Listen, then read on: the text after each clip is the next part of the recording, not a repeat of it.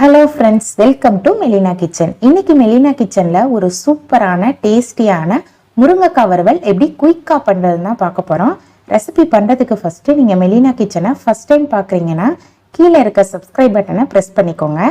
First இந்த recipe பண்ணுறதுக்கு ஒரு பேனில் 2 டேபிள் ஸ்பூன் எண்ணெய் சேர்த்து எண்ணெய் நல்லா ஹீட் ஆனதும் 1/4 டீஸ்பூன் கடுகு, 1/4 டீஸ்பூன் ஜீரகம், 1/4 டீஸ்பூன் சோம்பு நல்லா பொரிஞ்சதும் ஒரு பிக் சைஸ் பெரிய வெங்காயத்தை கட் பண்ணி சேர்த்துக்கோங்க.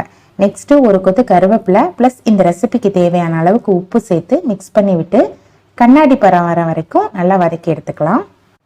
வெங்காயம் நல்லா வதங்கிடுச்சு. இப்போ இந்த ஸ்டேஜில் 1 டீஸ்பூன் இஞ்சி பூண்டு பேஸ்ட்டு சேர்த்து அதோட பச்சை வாசனை போகிற வரைக்கும் வதக்கிக்கலாம்.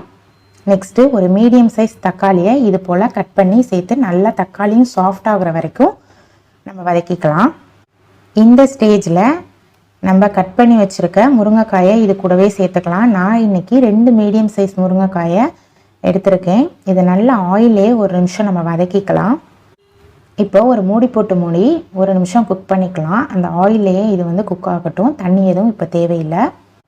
இப்போது நம்ம மசாலா ஐட்டம்லாம் ஆட் பண்ணிக்கலாம். 1/2 டீஸ்பூன் மஞ்சள்தூள், 1 டேபிள் ஸ்பூன் மிளகாய்த்தூள், 1 டேபிள் ஸ்பூன் மல்லித்தூள், 1 டீஸ்பூன் கரம் மசாலா. இது நம்ம வீட்டில் ரெடி பண்ணது தான். ஆல்ரெடி நம்ம சேனலில் வீடியோ அப்லோட் பண்ணியிருக்கோம். லிங்க்கு கீழே டிஸ்கிரிப்ஷனில் இருக்கும், மறக்காமல் நீங்கள் பார்த்துக்கோங்க. எல்லாம் சேர்த்துட்டு நல்லா மிக்ஸ் பண்ணி விட்டுக்கோங்க.